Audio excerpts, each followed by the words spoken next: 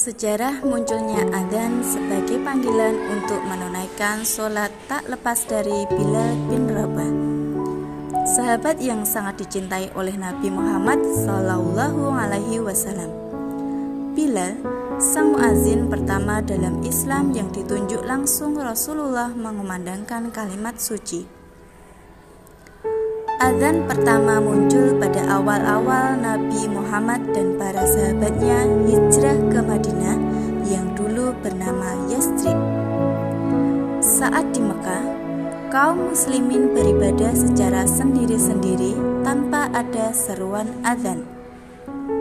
Mengutip riwayat dari Ibnu Umar, para muhajirin dari Mekah yang baru tiba di Madinah berkumpul dengan masyarakat Ansor, penduduk asli Madinah yang sudah memeluk Islam. Ansor terdiri dari suku Aus dan Khazraj.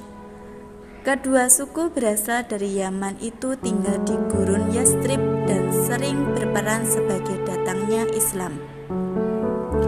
Aus dan Khazraj tak pernah akur karena kerap diadu domba oleh Yahudi dari Bani Quraisyah, Qainuk, dan Nazir yang tinggal di Yathrib saat itu.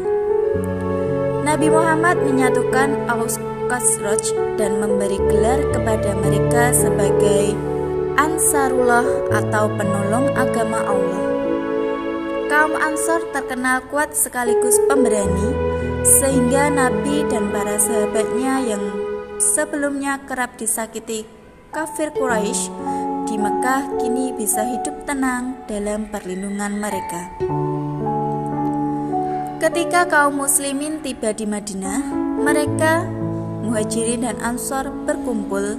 Mereka menunggu sholat tanpa ada panggilan khusus untuk itu. Suatu hari mereka berbincang soal bagaimana agar ada panggilan khusus untuk sholat. Bangsa Romawi yang beragama Nasrani menggunakan lonceng sebagai tanda panggilan ibadah, sedangkan Yahudi memakai terompet. Bagaimana dengan Islam?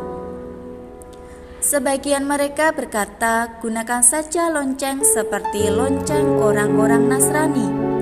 Sebagian yang lain berkata, gunakan saja terompet seperti yang digunakan orang-orang Yahudi. Umar bin Khattab lalu menimpali, kenapa kalian tidak memilih seseorang untuk menyerukan sholat? Mendengar itu, Rasulullah menatap ke arah Bilal bin Rabah sambil berkata, wahai Bilal, berdirilah dan serukan panggilan sholat. Riwayat lain menyebutkan, Nabi Muhammad sempat mau menggunakan terompet untuk panggilan sholat, tapi beliau tidak suka. Kemudian Nabi menyuruh membuat lonceng seperti Nasrani dengan cara dipahat agar bisa dipukul sebagai tanda tibanya waktu sholat. Namun, belum sempat digunakan lonceng itu, ada seorang bernama Abdullah bin Zaid bin Salabah dari Bani Al-Harits, suku Khazraj bermimpi. Setelah bangun, lelaki Ansor itu bergegas menemui Nabi Muhammad menceritakan yang dialaminya. Wahai Rasulullah, tadi malam dalam mimpi seseorang mengelilingiku. Seorang laki-laki melewatiku. Dia memakai 2 kain hijau dan membawa lonceng di tangannya. Aku berkata kepadanya, wahai hamba Allah, apakah engkau akan menjual lonceng ini untukku? Lalu orang itu bertanya kepada Abdullah, apa yang akan engkau lakukan dengannya? Kami menggunakannya untuk memanggil sholat, jawab Abdullah dalam mimpinya. Maka orang itu berkata, maukah kau kutunjukkan yang lebih baik dari lonceng ini?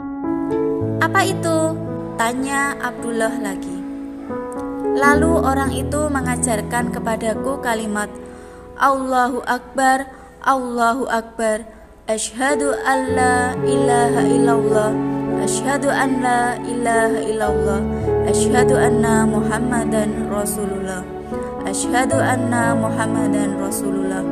Hayya ala sholah, hayya ala sholah, hayya ala falah, hayya ala falah, Allahu Akbar, Allahu Akbar, la ilaha illallah, tutur Abdullah.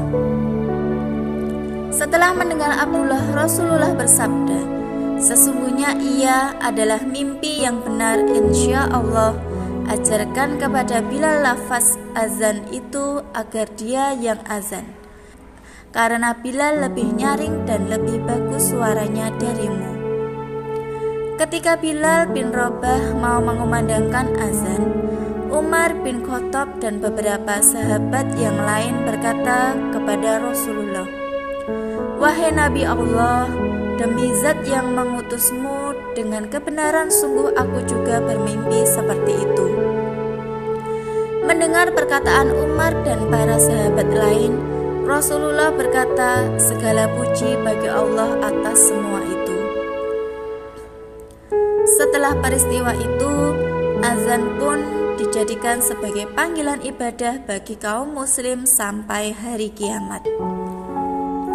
Bilal bin Rabah terus menjadi muazin bahkan saat penaklukan kota Mekah. Nabi Muhammad memerintahkan sahabatnya itu untuk mengumandangkan azan di atas Ka'bah, sebuah kehormatan baginya. Penduduk Mekah saat itu terkagum-kagum dengan Bilal yang dulunya seorang budak dan kerap disiksa oleh kafir Quraisy, kini malah dipercaya naik ke Ka'bah. Islam mengangkat derajat dan kedudukan Bilal. Setelah Rasulullah Shallallahu Alaihi Wasallam wafat, Bilal pun memohon kepada Khalifah Abu Bakar As-Siddiq untuk tidak jadi muazin lagi. Bilal tak kuasa lagi mengumandangkan azan, karena tiap kali mencoba azan, beliau langsung menangis sesenggukan teringat Nabi Muhammad Shallallahu Alaihi Wasallam.